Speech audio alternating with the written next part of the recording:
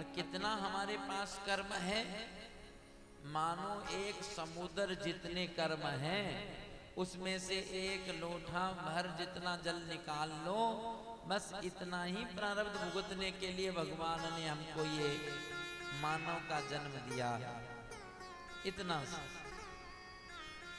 इतना भुगतने पर भी हम हाय हाय करने लग जाते हैं। इतना सा कर्म भुगतने के लिए दिया है और यहाँ आकर के हम वो कर्म भुगतते हैं प्रारब्ध, परंतु साथ साथ में और नए कर्म हम तैयार कर लेते हैं।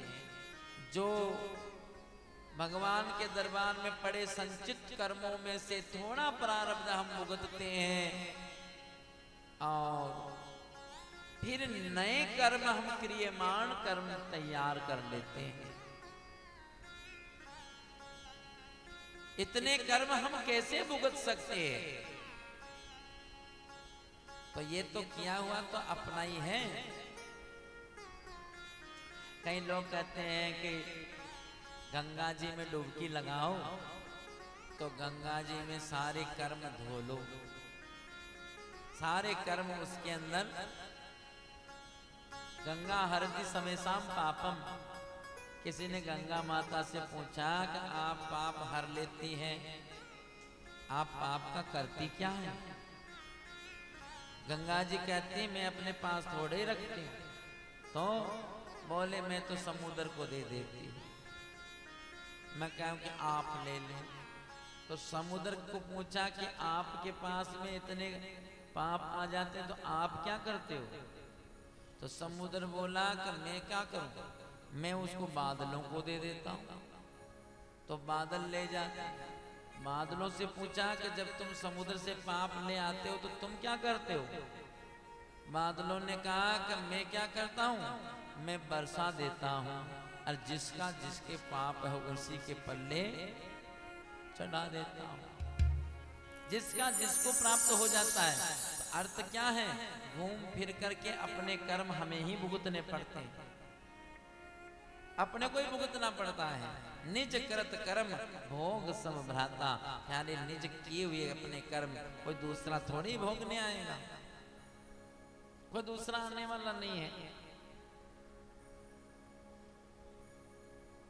इसलिए चाहे आप अपने परिवार का पेट भरो, परिवार का पालन करो, तो आपका कर्तव्य है, आपका धर्म है कि आप कैसे भी करके उनका पालन करो।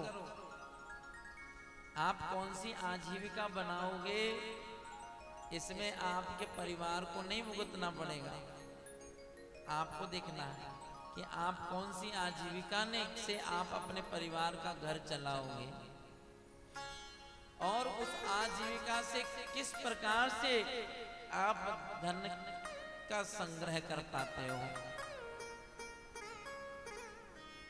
माना कि आप दुकान करते हो तो दुकान से आप अपना घर चलाते हो, पर दुकान में किया हुआ जो छल है, कपट है, झूठ है, उसका भागीदार कौन बनेगा? बोलो। वो भागीदार आपको खुद को बनना पड़ेगा। पत्नी है तो पत्नी यदि अपने पति की सेवा करती है तो वह अपना धर्म निभा रही है। यदि वह अपने कर्म में वह कहीं कर्म को ठीक ढंग से नहीं करते हैं तो वह उनका अपराध है, वह उनको भुगतना पड़ेगा। संतान है और संतान यदि अपने राह पे चलते हैं तो वह धर्म का पालन कर रहे हैं, और यदि वह अपने धर्म से च्युत होते हैं तो वह उनको भुगतना पड़ेगा। हर एक व्यक्ति को अपना अपना भुगतना पड़ता है। 4 युग होते हैं ना, सतयुग, द्वापर, त्रेता, कलयुग।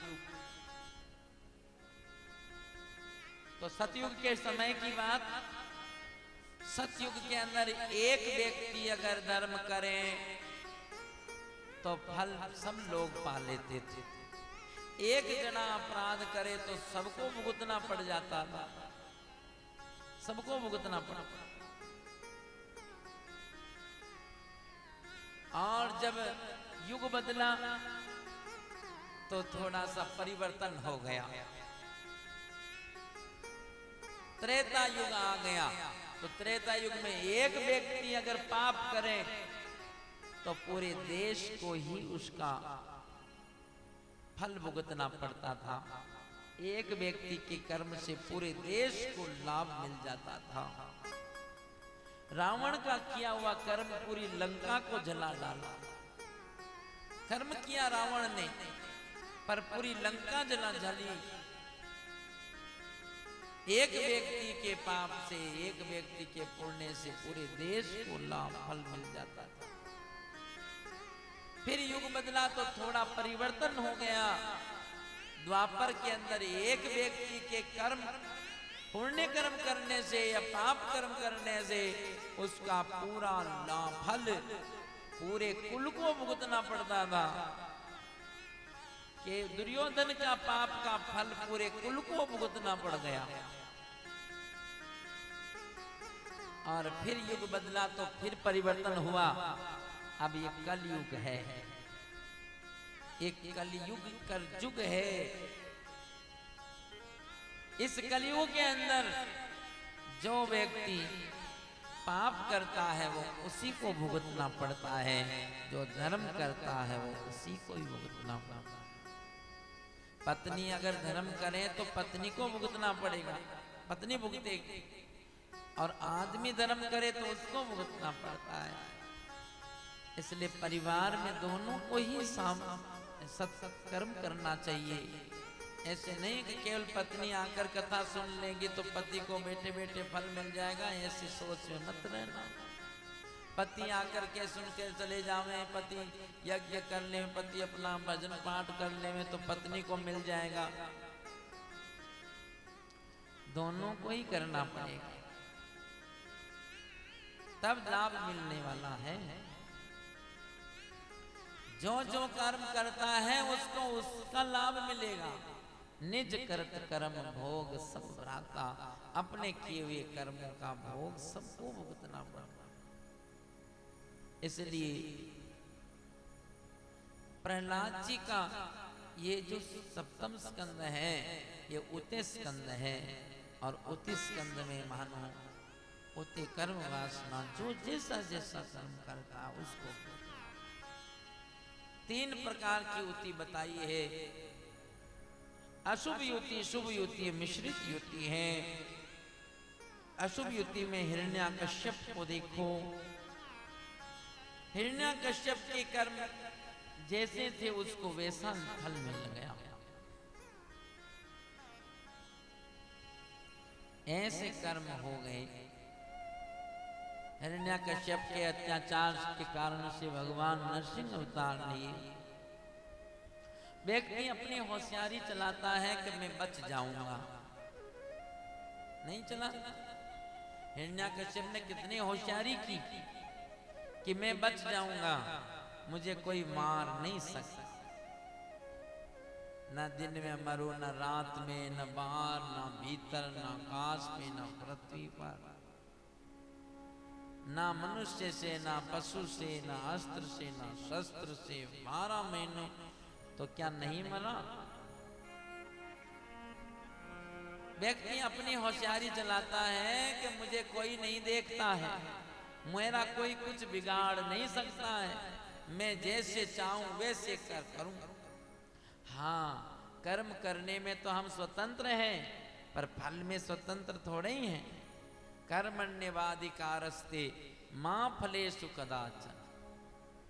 कर्म करने में हम स्वतंत्र हैं पर फल में स्वतंत्र नहीं है। आप आज के राजा हो, आप चाहे जैसा कर लो, अच्छा करना चाहे अच्छा कर लो और गड़बड़ हो करना चाहे गड़बड़ कर लो। आज तो कोई कहने वाला नहीं, कोई रोकने टोकने वाला नहीं है। व्यक्ति स्वतंत्र होता है। हमें लगता है कि गुरु जो होता ना, गुरु वह व्यक्ति पर अंकुश लगाता है, शिष्य को रोकता है, टोकता है, ऐसे नहीं करना, ऐसे कर, रोकता है,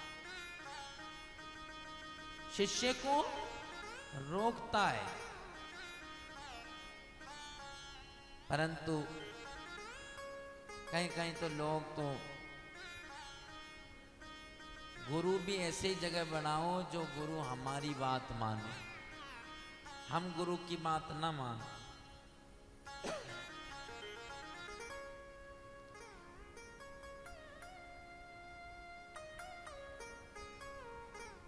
सुंदर कांड में आया कि यदि गुरु वेद और राजा मंत्री सचिव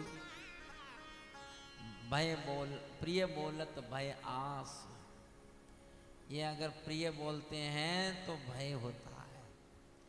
गुरु को प्रिय नहीं बोलना चाहिए। गुरु को तो कठोर बनना पड़ता है शिष्य को सही रास्ते पे चलाने के लिए। सचिव माने मंत्री, जो एडवाइजर होता है ना, उसको भी थोड़ा कठोर बनना पड़ता है, तब जा कर के राजा सही मार्ग पर चलेगा। जो डॉक्टर होते हैं ना, डॉक्टर, उनको भी कठोर बनना पड़ता है। वो अगर मरीज की बातों में आ जावे तो मरीज कहाँ मानने वाला है। इसलिए मरीज को थोड़ा बहुत उसको कठोर बोलना पड़ता है, ऐसा नहीं करना, ये नहीं खाना, वो नहीं करना पड़ता है। गुरु को भी थोड़ा सा कठोरता दिखानी पड़ती, तब जाके शिष्य सही सद्मार्ग पे चलता है। यदि कठोरता नहीं दिखावे तो फिर शिष्य सद्मार्ग पे चल नहीं सकता। कभी कभी गुरु के पास में जाओ तो ये बात जरूर बोलो कि गुरुदेव कृपा करके आप हमें सद्मार्ग पे चलाना। कहीं डांटने की जरूरत पड़े तो डांट देना, फटकारने की जरूरत तो जरूर फटकारना। ऐसा नहीं कि कहीं हमें कुछ बोले नहीं, हम कुछ करें नहीं। इसलिए यह तो थोड़ा अंकुश तो होना ही चाहिए, और इस अंकुश से ही व्यक्ति सही सुधरता है, सही रास्ते पे चलता है। तो हिरण्याकश्यप ने ऐसा अपना विचार बना लिया। उसने सोचा कि कोई हमको कुछ कर नहीं सकता, कोई अंकुश नहीं है।